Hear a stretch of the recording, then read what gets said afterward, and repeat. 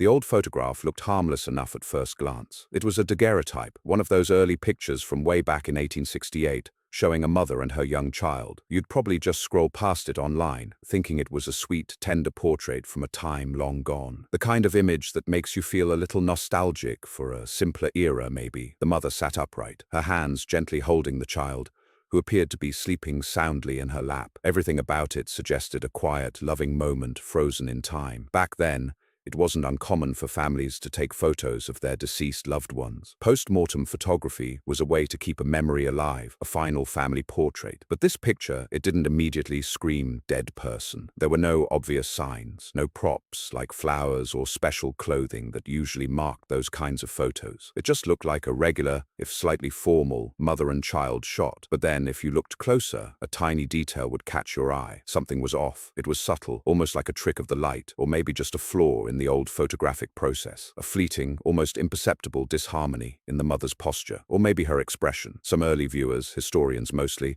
would notice it, point it out, and then dismiss it. Oh, it's just the blur of a long exposure, they'd say, or the camera moved a bit. They'd chalk it up to the imperfections of early photography, nothing more. It was easy to ignore, easy to explain away. But then, technology got better. Digital restoration tools became sharper, more precise. Someone decided to give this old daguerreotype a proper high-resolution scan, zooming in, cleaning up the grit and the age. And that's when it happened. That's when the truly unsettling detail wasn't just noticed, but unveiled. The mother's eyes, they weren't just vacant, as you might expect from someone who had passed away. They weren't simply unfocused or cloudy. No, her eyes held an unnerving intensity, a sharp, almost piercing quality that seemed to contradict the otherwise calm scene. It was a sudden, horrifying realization for whoever first saw it clearly. The child, still peaceful, still sleeping, looked utterly serene, but the mother's gaze was anything but. It was wide, fixed, and disturbingly aware. It wasn't the soft, gentle look of a loving parent, or the blank stare of a deceased person. It was something else entirely, something active, something watching. The people who first saw this restored image, they were shocked, confused. How could such a calm, composed picture hide such terror in plain sight? They tried to make sense of it. Was it an optical illusion? A strange trick of the light that the new digital tools amplified? Maybe a photographic error that everyone had missed for over a century? Some even wondered if it was a morbid artistic choice by the photographer, though that seemed far-fetched for the era. The calm composition and the terrified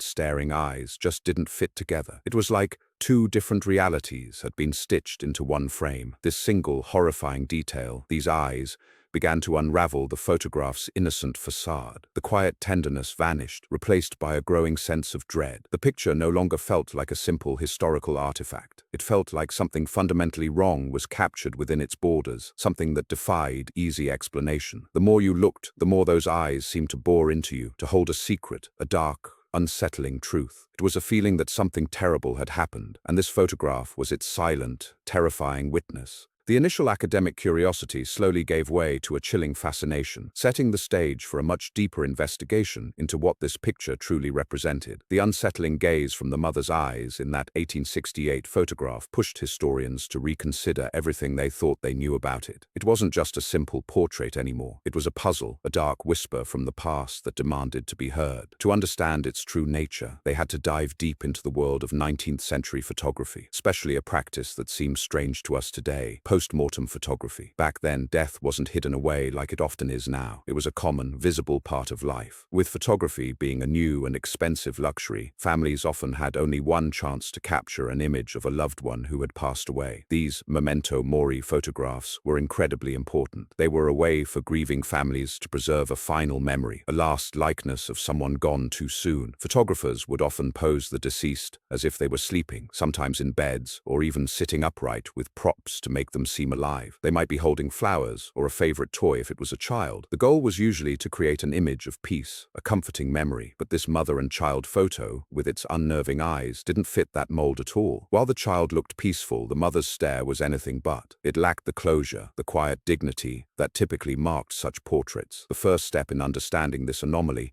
was to find out where the photograph came from. This meant a long, difficult search for its provenance. Historians dug through old studio records, city directories, and photographic archives. They wanted to know which photographer took it, in what town, and ideally who the subjects were. But 1868 was a long time ago, and many records from small local studios were lost or never properly kept. The image itself offered few clues beyond the photographic style of the era. The scarcity of information about the mother and child was frustrating, adding to the mystery rather than solving it. It was like trying to find a single grain of sand on a vast beach. Despite these challenges, some early archival discoveries started to surface. Fragmented mentions of a particular photographic studio known for its work in a specific rural area popped up. There were hints, whispers really, of unusual circumstances surrounding some photographic sessions from that period in that region. Nothing concrete, just vague suggestions in old ledgers or newspaper snippets about difficult sittings or unforeseen challenges. These weren't direct links to this photograph, but they started to paint a picture of a time and place where perhaps not everything was as serene as it appeared on the surface. Local folklore, forgotten incidents passed down through generations, began to seem less like quaint stories and more like potential pieces of a larger, darker puzzle. The biggest anomaly, the thing that kept pulling everyone back, was still the mother's gaze. Why were her eyes so profoundly disturbing? In most post-mortem photos, if the eyes were open, they were either blurred, half closed, or had a glass-like blankness. They conveyed an absence, a quiet stillness, but her eyes were different. They seemed to hold an active consciousness, a raw, unblinking intensity that felt deeply wrong. There was no sense of peace, no gentle farewell. Instead, there was a feeling of being watched, an unsettling awareness that seemed to radiate from the image. It was as if she was looking out of the picture, not just at the camera.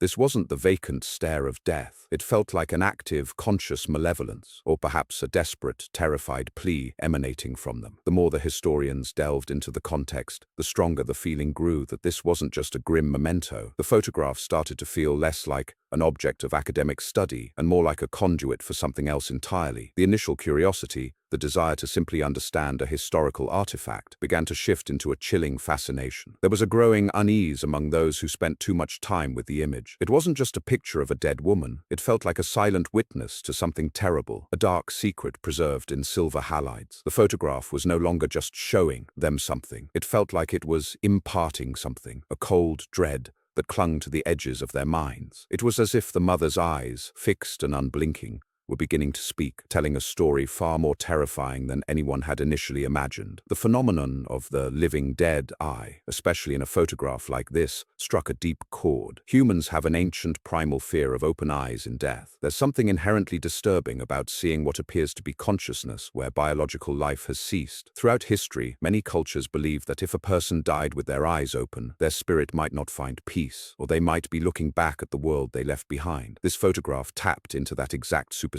that deep-seated unease. The mother's gaze wasn't merely open, it was active, conveying a sense of being trapped, aware, and perhaps even malevolent, defying all natural expectations of a deceased person. It was the perception of consciousness where none should exist, and that was profoundly unsettling. To rule out any mundane explanations, the photograph underwent extensive technological scrutiny. Advanced forensic analysis was performed, using every tool available to modern historians and photographic experts. They looked for common photographic anomalies that might create such an effect: double exposures, lens flares, or even defects in the daguerreotype plate itself. Every inch of the image was scanned, magnified, and analyzed. The results were clear and chilling. The unsettling gaze was not an accident. It was an intrinsic part of the original image. There were no tricks of light, no accidental smudges, no optical illusions. What they saw was exactly what had been captured by the camera's lens in 1868. The eyes, with their unnerving intensity, were exactly as they appeared, untouched by later damage or manipulation. This confirmation only made the contrast with the child even more disturbing. The little one remained perfectly peaceful, a picture of serene slumber. The child's soft features, relaxed posture, and closed eyes spoke of innocence and a gentle rest. This disturbing juxtaposition created a powerful,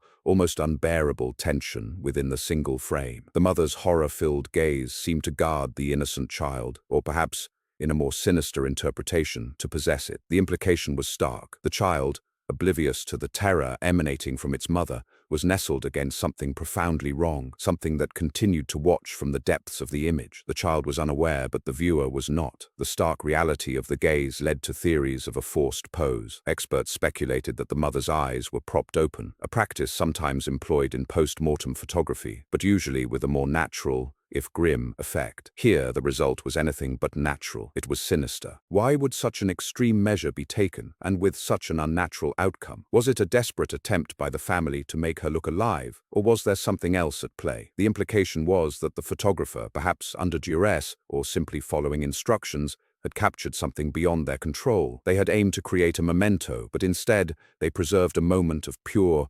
unadulterated dread. The camera, an impartial witness, had recorded not just a body, but a reflection of a soul that refused to rest. As the studies continued, anecdotal accounts began to surface about the photograph's malign influence. People who spent extended periods examining the image reported a persistent feeling of discomfort, an inexplicable unease. Researchers described a sensation of being watched, even when the photograph was not in their direct line of sight. The mother's eyes seemed to follow them, their expressions subtly shifting in their peripheral vision. Some reported vivid, disturbing dreams after working with the image. Others felt a coldness in the room, even in warm environments whenever the photograph was uncovered. It was as if the photograph had transitioned from a mere historical artifact into an object imbued with a disturbing, almost living presence. It wasn't just a picture, it was a lens through which something was actively observing the living world. The dread it inspired was palpable, a quiet hum beneath the surface of academic curiosity. This wasn't merely a grim reminder of death, it was an active participant in the unsettling of the living, its unblinking watch continuing through the decades, still capable of instilling a profound sense of fear in anyone who dared to look too closely. The photograph seemed to thrive on the attention, its power growing with each new pair of eyes that met its unyielding stare. The unsettling influence of the photograph pushed historians beyond mere technical analysis. They began to dig deeper, searching for anything that might explain the profound unease it caused. This led them to historical archives, not just for photographic records, but for local legends, obscure newspaper clippings,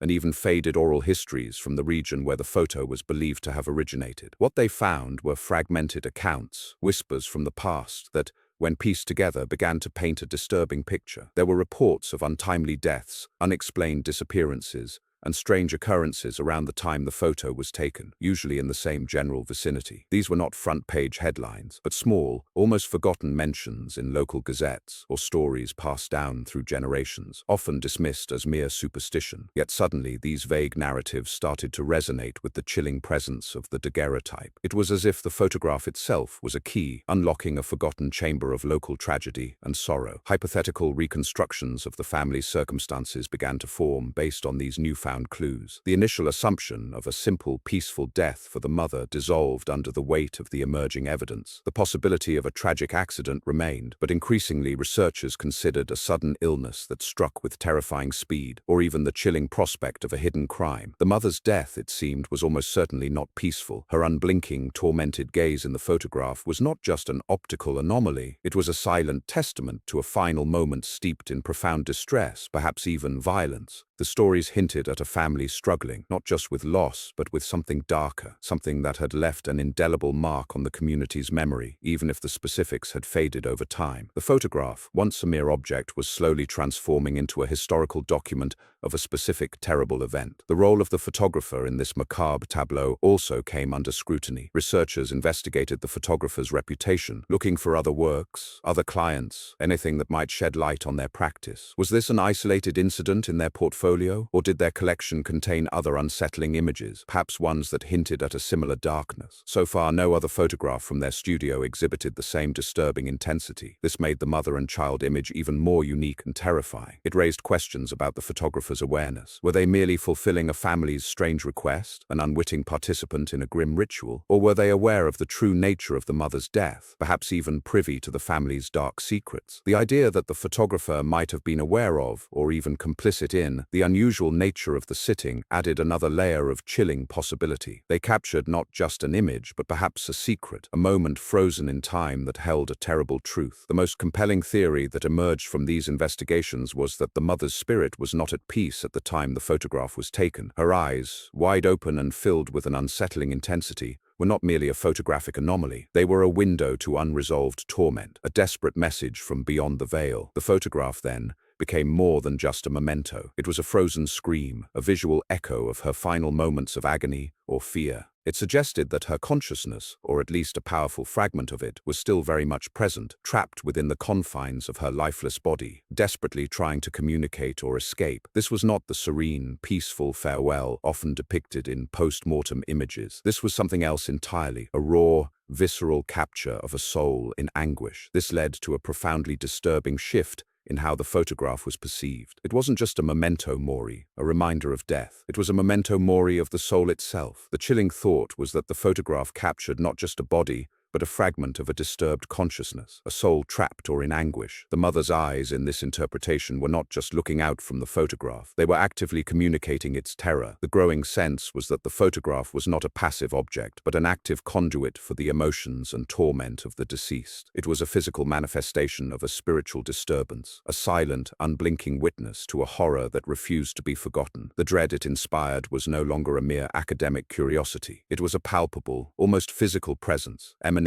directly from the image itself, a haunting echo of a tragedy that refused to stay buried in the past. The photograph had become a living testament to a profound, unresolved suffering, its eyes forever open, forever conveying a silent, terrifying message to anyone who dared to look. The photograph, now recognized as a potent vessel of dread, began its long, unsettling journey through time, acquiring a reputation far darker than any historical artifact should. It passed through countless hands, each transfer seemingly marking a new chapter in its cursed existence. Private collectors, curious historians, and even a few unwitting antique dealers found themselves drawn to its unsettling allure, only to discover that owning it came with an invisible, heavy price. There were whispers, then outright accounts of misfortune befalling its previous owners. One collector, a meticulous man who prided himself on his logical mind, began experiencing vivid, terrifying nightmares that always featured the mother's unblinking gaze. He grew withdrawn, his once sharp intellect clouded by a pervasive sense of dread that he couldn't shake. Another owner, a wealthy socialite who purchased it as a macabre conversation piece, found her life unraveling in a series of inexplicable financial losses and personal tragedies, culminating in her sudden, mysterious disappearance. These weren't isolated incidents. Over the decades, a pattern emerged, solidifying the photograph's reputation as a cursed object. Those who possessed it often reported a creeping psychological distress, a feeling of being constantly watched, even when the photograph was locked away. Strange events became commonplace, objects moving on their own, unexplained cold spots, hushed whispers heard in empty rooms. It wasn't just bad luck, it was a focused, malevolent influence that seemed to emanate directly from the image itself. The photograph was no longer just a picture, it was a catalyst for chaos, a magnet for misery. The toll it took on researchers who dared to study it for extended periods was particularly pronounced. Historians, usually objective and detached, found themselves grappling with an overwhelming sense of unease. One academic who spent weeks analyzing the daguerreotype reported developing an obsessive fixation on the mother's eyes. He would stare at them for hours, convinced they held a secret, a key to understanding the terror. His colleagues noticed his once vibrant personality dimming, replaced by a brooding intensity and a profound melancholy. He confessed to experiencing terrifying waking visions, the mother's face appearing in the periphery of his vision, her eyes following him even when he turned away. The feeling of being personally targeted by the gaze was a recurring theme among those who spent significant time with the image. It felt less like studying an object and more like being studied by it. These experiences fueled the growing belief in the active nature of the gaze. It wasn't just a trick of light or a psychological projection. Anecdotes piled up. People swore the eyes seemed to follow them across the room, their expressions subtly shifting, a flicker of something malevolent passing through them. Some even claimed to see slight movements in the mother's lips, as if she were about to speak, her silent scream trapped within the silver plate. The chilling perception was that the mother's spirit was not merely a passive image, but was actively attempting to interact, to communicate its torment, or perhaps to inflict it. The photograph was increasingly seen as a portal, a thin veil between worlds,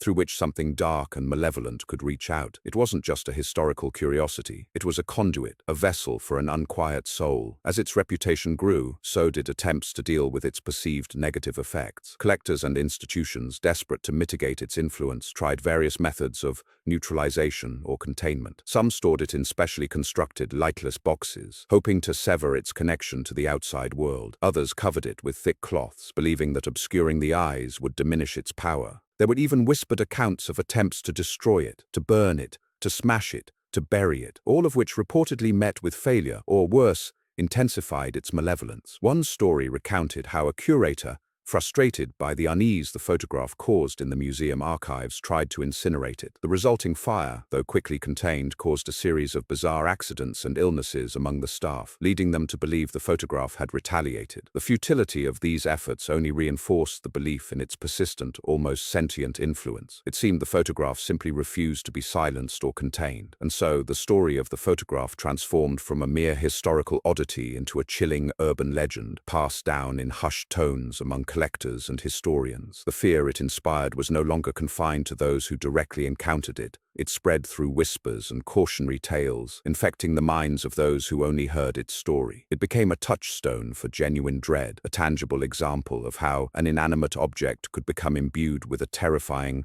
almost living presence. The acknowledgement was clear. This was more than just an old picture. It was a source of profound, unsettling horror, a permanent stain on the fabric of reality, its silent gaze a constant, unyielding reminder of a darkness that refused to be forgotten. The photograph had carved out its own niche in the annals of the uncanny, a testament to the chilling power of a single image to transcend its physical form and become a legend of terror. The photograph, now infamous, continued its silent vigil, its story growing darker with each passing year. The legend of its curse had cemented its place in the lore of the uncanny, but the full truth of its origins remained shrouded in mystery. That was until a seemingly insignificant discovery changed everything. In a dusty, forgotten corner of a regional archive, a historian stumbled upon a collection of old legal documents tied to a small, defunct photographic studio from the mid-19th century. Among these papers was a handwritten ledger, meticulously detailing inventory, client names, and dates. One entry, dated shortly after the estimated time the photograph was taken,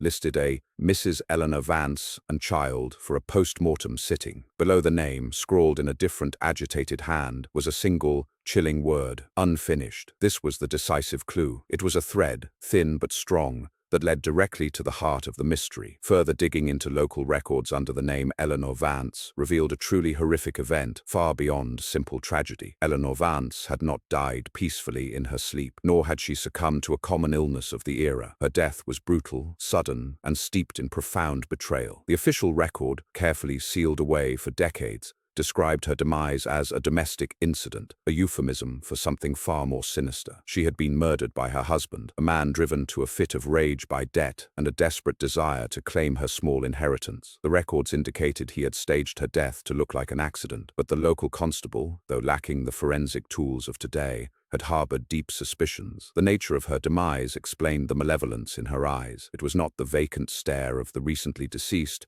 nor the peaceful repose sometimes coaxed into post-mortem portraits. It was the unblinking, furious gaze of someone who had died in terror, a soul ripped from its body in violence and injustice. Her eyes held the echo of her final moments, a silent testament to the horror she endured. The unfinished scrawl in the ledger took on a new, grim meaning. Was it the sitting that was unfinished, or was it Eleanor herself, her life abruptly and violently cut short? This chilling truth also cast a new, disturbing light on the child in the photograph. The ledger confirmed the child's name as Sarah Vance. She was Eleanor's only daughter, barely a year old at the time. The horrifying connection became clear. The child was not just present, but a witness, perhaps even an unwitting participant in the immediate aftermath of the tragedy. The records showed that Sarah was found near her mother's body, unharmed but terrified. The official report stated she was sent to live with distant relatives, her fate thereafter becoming obscure. The tragic irony of her peaceful pose, nestled against her murdered mother, became almost unbearable. She was oblivious to the terror that had just consumed her mother, a stark and heartbreaking contrast to the malevolence emanating from Eleanor's eyes. The discovery also shed light on the photographer's true role. The studio owner, a man named Thomas Albright, had been a respected but struggling artist. The ledger indicated he had been commissioned by Eleanor's husband, Robert Vance, who insisted on the portrait shortly after her death, citing a desire for a final memento. Albright, a taciturn man,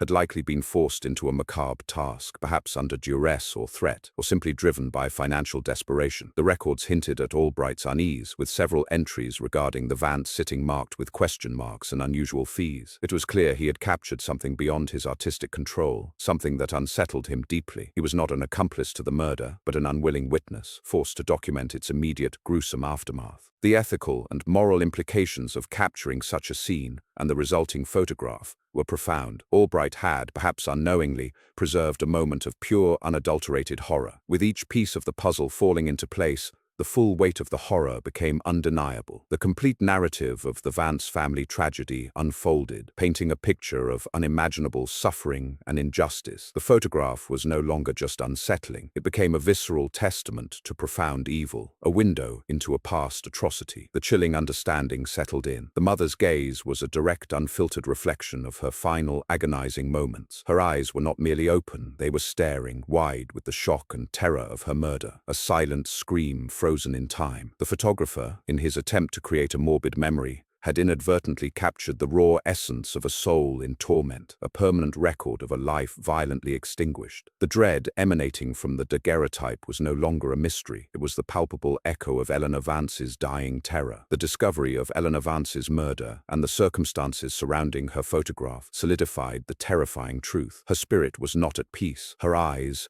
wide open and staring, were not just a reflection of her violent death. They were a manifestation of her enduring torment and rage. The daguerreotype, initially a morbid memento, had transformed into something far more sinister. It became a permanent tether for her unquiet soul, a conduit through which her agony continued to resonate, even decades after the event. This wasn't merely a picture of a dead woman. It was a fragment of a soul trapped in an eternal scream, forever bound to the silver plate. The intensity of her gaze was a constant reminder that her suffering had not ended with her last breath, but was preserved, magnified, and projected through the very image meant to capture her likeness. Over the years, the photograph's reputation grew, whispered among those who came into contact with it. Detailed accounts of paranormal activity linked directly to the daguerreotype began to surface. These weren't vague, easily dismissed anecdotes. People reported distinct cold spots that formed around the photograph, even in otherwise warm rooms. Whispers, barely audible, would sometimes emanate from its vicinity, sounding like a woman's distressed sighs or hushed pleas. Small objects, placed carefully on shelves near where the photo was stored, would occasionally shift or fall without explanation. More unsettling were the fleeting apparitions. Some claimed to see a shadowy figure, always just at the edge of their vision, whenever they studied the image for too long. These sightings were never clear, always indistinct, but they left a deep impression of a presence, a lingering entity. The undeniable evidence mounted, pointing to the photograph as a focal point for supernatural phenomena, a kind of anchor for Eleanor's restless spirit. It was clear that this was no longer just a historical artifact. It was an active participant in the supernatural, a gateway to something beyond human understanding. The fate of Sarah Vance, the child in the photograph, was reconsidered in light of her mother's tragic end. The records indicated she was sent to live with distant relatives, but her life after that point remained largely a mystery. Did she survive her childhood untouched by the horror she witnessed, or did the trauma, perhaps even the lingering presence of her mother's tormented spirit, affect her in profound ways? The possibility existed that the child too was touched by the horror, perhaps unknowingly carrying a piece of it. The peaceful innocence captured in her pose was a stark contrast to the darkness that surrounded her, and one couldn't help but wonder if that darkness eventually found its way to her. It was a haunting thought, that the very child meant to be a comfort in the photograph might have carried the weight of her mother's unfinished business. Throughout its long and tumultuous history, there were documented attempts to cleanse, exorcise, or permanently seal the photograph's perceived power. One notable instance involved a group of spiritualists in the early 20th century who believed they could communicate with Eleanor's spirit and help her find peace. They held a series of seances, attempting to release her from her photographic prison. Their efforts were met with terrifying results: violent poltergeist activity, objects flying across the room,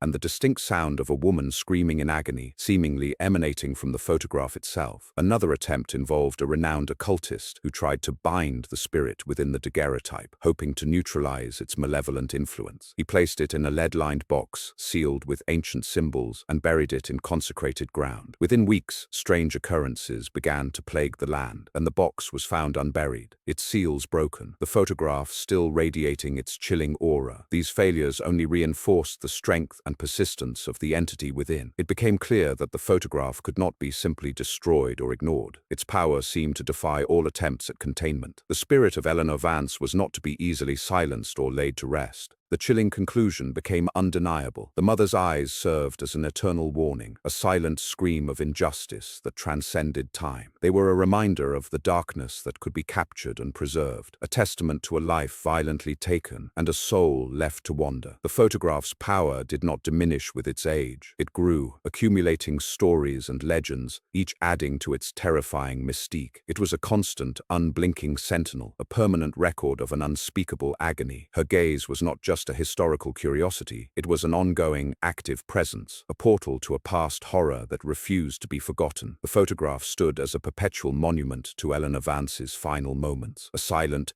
yet deafening scream etched into a piece of metal, forever watching, forever tormented, forever warning. Its very existence was a stark reminder that some wrongs are so profound, some deaths so violent that they leave an indelible mark, not just on history, but on the very fabric of reality itself. The photograph's current location remains a subject of intense speculation and protective secrecy. After its last known public exhibition in the late 1960s, which reportedly caused widespread panic and several documented psychological breakdowns among museum visitors, it was quietly removed from display. The official explanation was conservation concerns, but whispers persisted that the institution simply couldn't handle the pervasive dread it emanated. For decades, its whereabouts were unknown, leading to countless rumors. Some claimed it was locked away in a lead-lined vault deep beneath a government facility, studied by a shadowy group of paranormal researchers. Others believed it had been purchased by an eccentric, reclusive billionaire who kept it in a specially constructed, isolated chamber, hoping to harness its dark energy. The most recent unconfirmed reports suggest it might reside in a highly secured private collection, its owner meticulously shielding it from public view, not out of fear of theft, but out of a profound understanding of its dangerous nature. The precautions taken to handle such an object, if it were ever to be moved or even viewed, would be extreme. Special gloves, environmental controls, and psychological screenings for anyone within its proximity would be mandatory. The ongoing debate about its nature persists. Is it merely a cursed artifact, a historical oddity,